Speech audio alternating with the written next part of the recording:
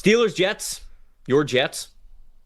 What are we thinking here? Where are we starting with this one? I think, well, now there's significant news on this game today, Trevor, because even before this news, my matchup in this game, I got the Jets offense in this one. The Jets offensive line against an elite Steelers defensive line. And what you're dealing with TJ Watt, we think Cam Hayward. Mike Tomlin said he expects him to play. Cam Hayward's answer was, we'll see because of the contract dispute. But either way, Watt, Hayward, Highsmith, Herbig, Keanu Benton, now Yahya Black, who was really good in the preseason. You won't see Derek Harmon because he has the injuries out for a month. But I mean, just look at this defensive line, Lash. It's common knowledge at this point that the Steelers have a great D line. They've had a great D line for 50 years. Nothing's changing. Best PFF grade in the NFL last season. Best pass rush grade. They're getting after it, and the Jets have high expectations for their offensive line. And now this matchup gets even more important because I don't know if you saw the news, Trevor. Elijah Vera Tucker has some sort of significant injury that's going to keep him out for a significant amount of time. So their right guard is out. They are sliding Joe Tippmann over to right guard,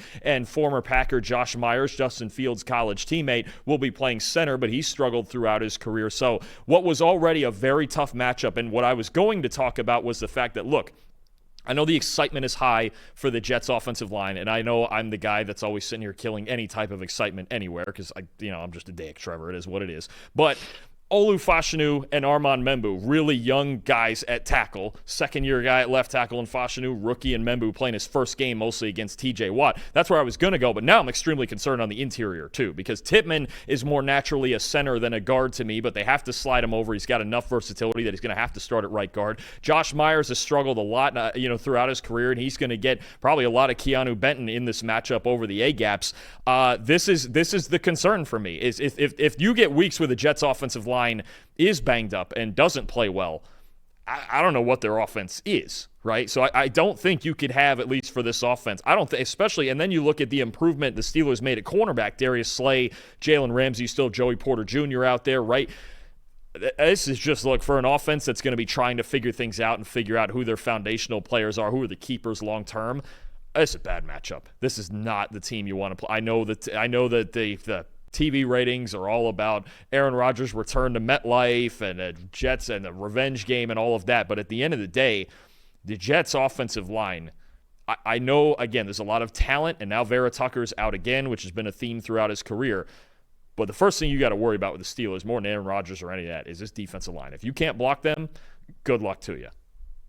I agree with you. That's why I think the Steelers are going to win big. I have them winning 24-7. Like, I think that they are going to shut down the Jets. And that was even before the Elijah Vera Tucker stuff. And look, AVT getting hurt is not just an interesting talking point for this game and this season for the Jets, but also moving forward because AVT is in the last year of his rookie deal. He missed 10 games as a rookie. He missed 12 games the next year. He was fully healthy last season. But I mean, like, I don't know what the arm injury is. Like, obviously, I hope that he misses as little time as possible. But if it's a significant thing where he's missing, half the season or more, at that point in time, are you re-signing a player who's played one fully healthy season for you in 4 seasons?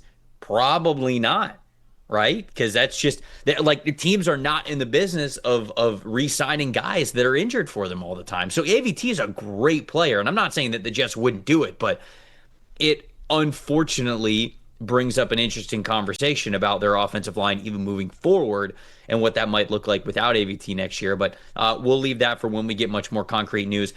I agree with you. I think that the Steelers defense is absolutely going to eat. I think that certainly the Jets, it was going to be a work in progress here on the offensive side of the football anyways.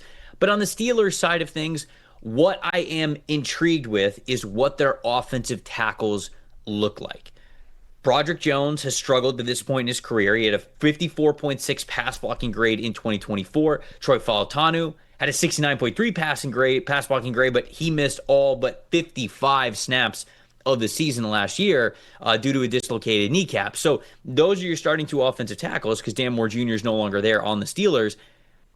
Are those guys the caliber that they need to be to protect an Aaron Rodgers that is less mobile than he's probably ever been in his career, right? Somebody who doesn't really want to hold on to the football too long, but in an offense that's got DK Metcalf, he's going to have his shot plays that he's going to want to take. Your offensive linemen and your offensive tackles specifically have to be able to hold up. And I still think this is a team that really wants to establish things on the ground. They want Aaron Rodgers to not be the high volume MVP passer, although of course they would love for him to be an MVP for them. But I don't think that's the version of Aaron Rodgers that they're getting, and they know that. They need to be a very balanced attack, and they have to have their two offensive tackles play very, very well in order to do that. So for as much as there's a lot of question marks on the Jets side of the ball on offense, on defense, you have guys that can get after the passer, whether it's Quinnen Williams or Will McDonald or Jermaine Johnson or whoever it is. Like, you have guys that can get after the passer. And so, especially if the offensive tackles for the Steelers aren't playing up to the caliber they need to,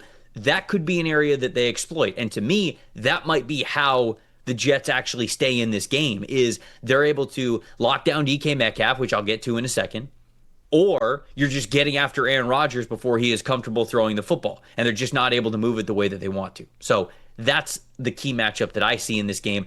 I said I already kind of, I think the Steelers win big simply because I think their defense is going to be too much for the Jets offense. What do you think about a score for this game? I have a little bit tighter. I think it's an ugly, ugly defensive game both ways. I think there actually is a chance that the Jets defense could come out and play well. I do worry about them covering tight ends. It's been a problem in the past, but we'll see what adjustments Aaron Glenn makes to that. I have the Steelers 17-13 in this game. Now, the offensive line injuries means to me the Jets could score even less than that. I think it's going to be ugly, and I think for the reasons you just mentioned on the Steelers offensive line, if Jermaine Johnson and Will McDonald have good days for the Jets, they could at least keep them in the ball game, right? I think absolutely that's a possibility. And then Sauce Gardner and DK Metcalf, you mentioned it. It's a pretty good chance that Aaron Rodgers is going to have to find somebody else to step up. Calvin Austin, Roman Wilson, the backs in the backfield. Jalen Warren obviously just signed a contract extension. Caleb Johnson, they're going to want to run the football as well. So I do think there is a scenario here where the Jets defense keeps them in it for maybe even the entirety of the game. But at the end of the day, I just don't think they can score enough on the Steelers defense. Walt says 23 points wins this game. I think a lot of people would agree Absolutely. with you. Pixel doesn't. Pixel says 30-3, the Steelers. Ooh, ouch. Okay. Bold call. Bold call on the beat down there. Feels bad. And Walt said Karen Rodgers isn't putting up 30 points. Easy, Walt. Come on. Wow. Come on. It's week one. Wow. It's week one. Walt's asking. Don't poke the bear. Don't poke the bear, because I've seen the Jets go into big games and lose 45-3. I was going to say, who's the bear, you or the Jets? No, it's Aaron. It's Aaron Rodgers. Because, of course, he would come back to MetLife and probably play the game of his life. That's probably what would actually end up happening with all that. So, listen, the only other thing I'm going to say, be careful. MetLife Stadium, questionable tackle duo. Relax.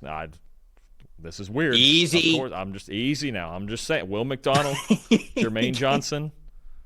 That's what I was saying. I was saying the pass rush is getting after him. I'm getting flashbacks right now. I'm telling y'all, I'm getting flashbacks. It's been 2 years since just a season ended in 4 plays or whatever. Yeah, so, and we've never been the same since. Actually, we have. We've been the same since 2011. All right, go on, Trev. What do you have next?